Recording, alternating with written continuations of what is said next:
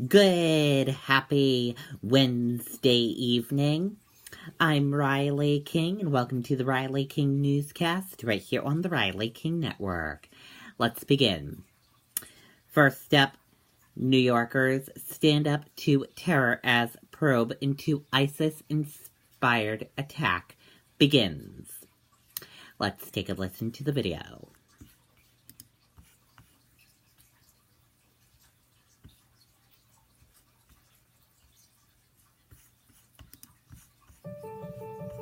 Think of the happiest things. It's the same as having wings. To the stars beyond the blue. There's a Neverland waiting for you. When you leave the world behind, you can fly.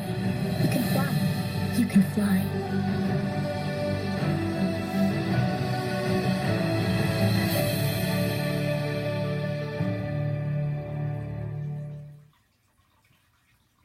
This cowardly act, targeting the most innocent people in the middle of the most innocent pursuits, was meant to make people feel they could not go about their daily lives. And what we saw last night, Governor Cuomo and I went to our annual Halloween parade. 1 million New Yorkers showed up for that event. And as we spoke with them, they were undeterred. They were strong. It made me very proud of New York City and all the people of this country to see that strength in the face of adversity. This morning, people went to work, kids went to school. No one thought there was any choice but to stand up to this act of terror. So, as we now move forward, we start with giving our prayers to the families of the 8 who were killed. They, as you heard, 6 of them came from other nations here, because they saw New York as a special place to be. And we now and forever will consider them New Yorkers. They shared this tragedy with us. We will remember them as New Yorkers. They were here because this city is a beacon to people all over the world, a place that every kind of person comes to and is respected. And that won't change. I think it's important that we are all working as one, and in this kind of situation, there is no alternative. This is not a time to have politics. This is not a time to point fingers. This is not a time to find blame. It's a time to come together and work for a common goal. The effort yesterday killed 8 people. But in my opinion, the effort failed, because the effort was not to kill 8 people. The effort was to disrupt us, to terrorize us, to scare us, to create mayhem. That's the effort. That's the goal on all of these attacks. New York is a special target because we have that Statue of Liberty in our harbor that we're proud of, holding up the torch for freedom and democracy, but we've seen it all around the world, and it is to create mayhem and terrorize. And it failed. The mayor is exactly right. Okay, and there you go on that report and that video.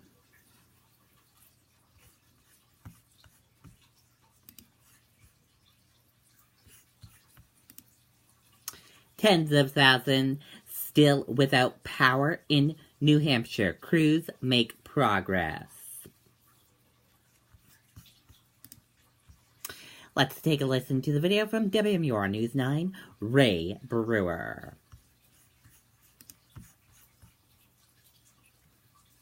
I never knew. A new, fantastic point of view. No one to tell us no, or where to go, or say we're only dreaming. Let me share this whole new world with you.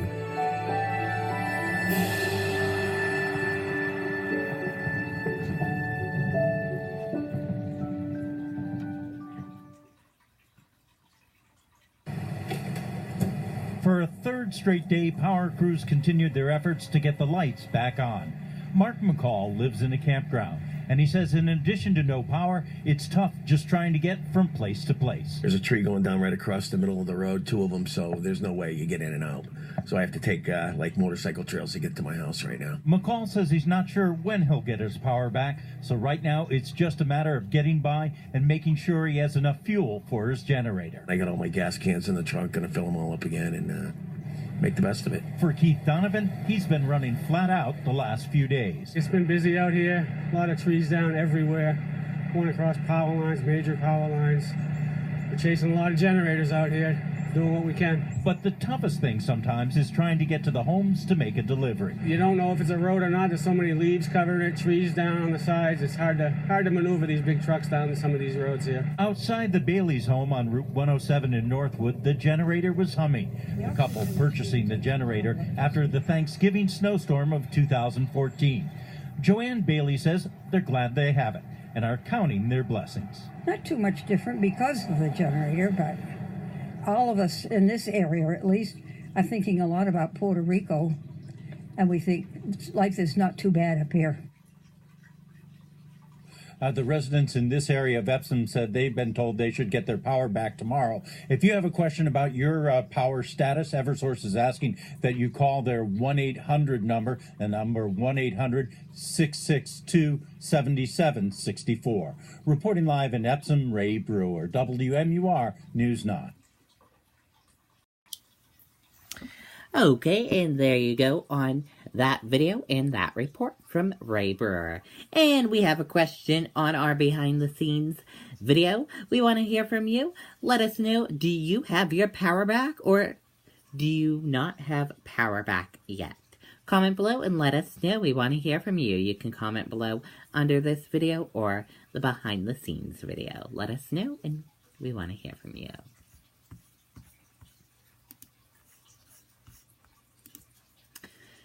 Quincy plans to sue Big Pharma over opioid addiction epidemic.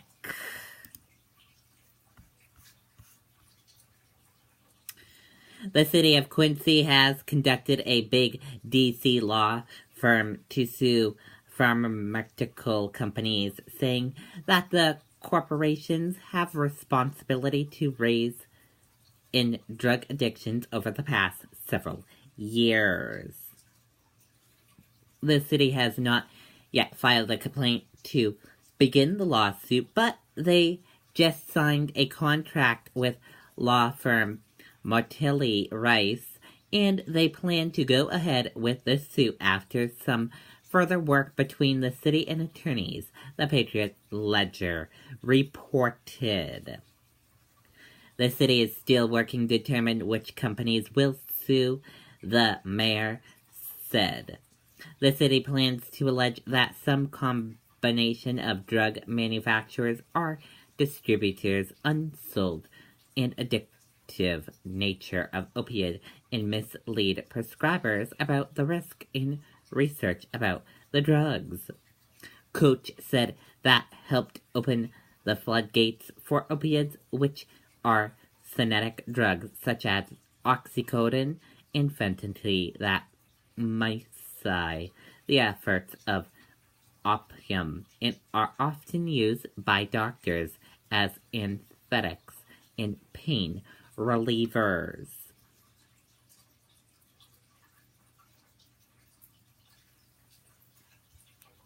And there you go on that report. Fewer than 200,000 CMP customers without power 2 days after storm. Let's take a listen to the video.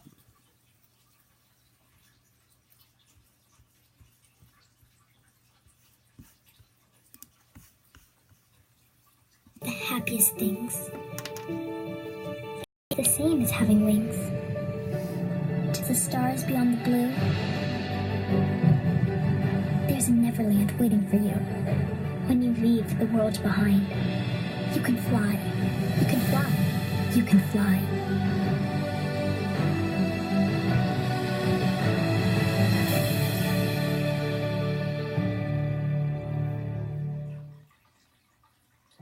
Hi, Tracy. The governor and crews are now headed to Pittsburgh, right on the line of Bath, to tour some of that damage. The CEO of CMP says she wanted to take him there because the peninsula is one of the hardest hit places. A few minutes ago, the two just spoke in a press conference. The governor saying to the CEO of CMP that he is very proud of their progress. He says flying back to Maine from Washington, he had the chance to see an aerial view of the state and just how dark things have been since Monday. He says crews have been working hard to fix it. The CEO says her goal is to have everyone with power on Saturday night, but she says they can do better than that. And the governor agrees. He kept saying he's very happy with their progress. Here is his message to those who still do not have power. We understand your patience is running thin. We understand that everybody needs the power, and we're getting there.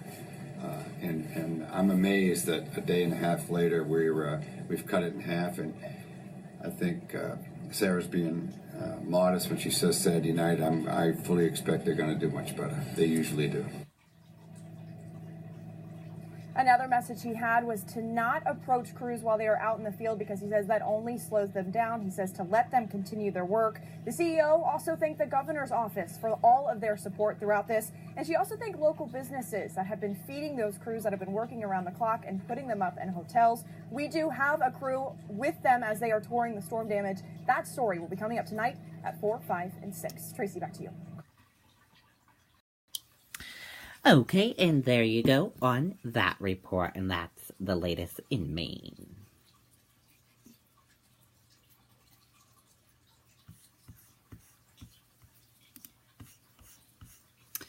And now let's take a look at your stock market and see how your stock market closed for your Wednesday. Your Dow Jones Industrial Average closed in the green and went up. Your S&P 500 index closed in the green and went up. Your NASDAQ closed in the red and went down. Our USS 2K closed in the red and went down. And VIX closed in the green and went up. S&P 500 and Dow closed higher after Fed levels door open for December rate hikes.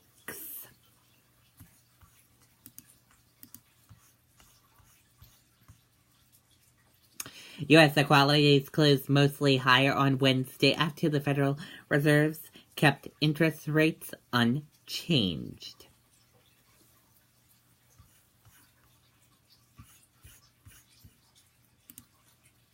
Two Americans killed in NYC truck attack identified. Let's take a listen to the video from ABC News.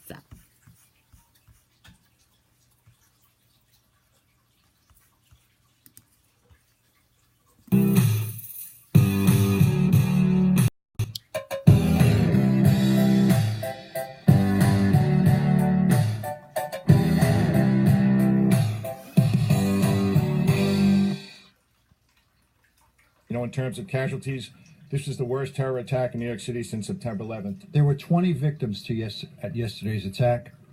6 of them were pronounced dead at the scene. We transported 14 victims to 3 hospitals. 2 of those victims were pronounced. So the total number of deaths were 8. 6 of those were citizens of other countries, 5 from Argentina, 1 from Germany, 2 were Americans. Of the 12 remaining, thankfully, 3 have been released from the hospital. 9 remain in the hospital. 4 of those were critically injured, but are in stable condition. The others are seriously injured. The injuries ranged from a bilateral amputation to serious head, neck, back, and chest trauma, and trauma to arms and legs. This was a heinous attack that resulted in 8 deaths and serious injuries. Our prayers are with the families of those who... Okay, and there you go on that video and that report. And that does it for the Riley King Newscast right here on the Riley King Network. I hope you all have a great rest of your Wednesday evening. And I'll see you back here tomorrow with another newscast. And I'll see you back here later on tonight for a news report. Good night, everyone. Bye.